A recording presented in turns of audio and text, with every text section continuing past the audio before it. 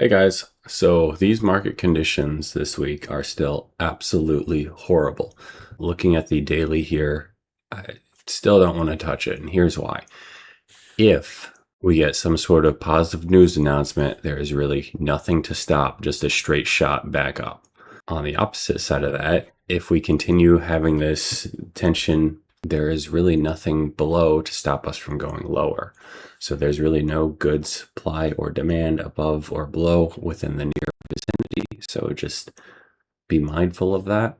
And so for today, I'm likely not going to be placing any more trades, but we'll see what happens. There is 8:30 news coming out. Overnight tensions via tweets appear to be escalating, but nothing massive has been dropped. Then when it comes to earnings, there's nothing real meaningful going on. So right now I want to be mindful of that 8:30 news coming out in about 40 minutes. And then jumping over to oil, we're kind of doing the inverse of the equities right now, stair stepping up.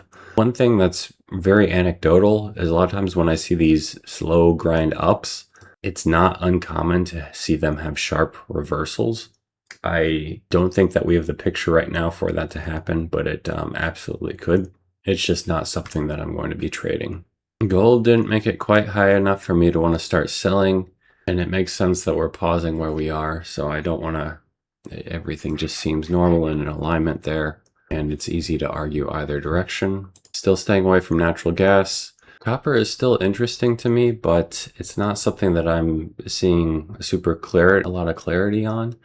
So for today, I'm likely going to stay away from it and just continue watching it. If we do get a major sell-off and some strength, I would definitely be buying that. But for now, I just want to wait and see with that. But I'll be keeping a close eye on copper today.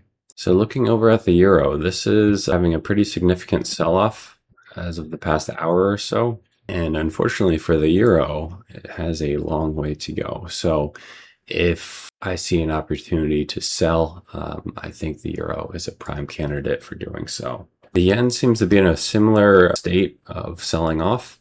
I just haven't seen a lot of great structure with the yen lately, so I would favor shorting the 6E over it, but definitely could be some opportunities for further weakness on the yen. Bitcoin continues to stay in that hold short if you were able to get short the other day.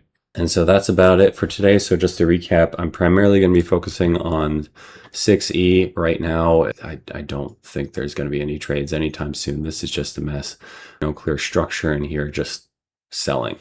So if I was short, definitely be holding it, but nothing immediate to plan there. If we get an opportunity later to sell it, we'll be doing so. And then copper, just going to be keeping an eye on that. I do still feel like I'm leaning a little bit on the bullish side, but nothing I can act on that I'm seeing right now, possibly nothing. So there's no great areas that I'm seeing right now on copper.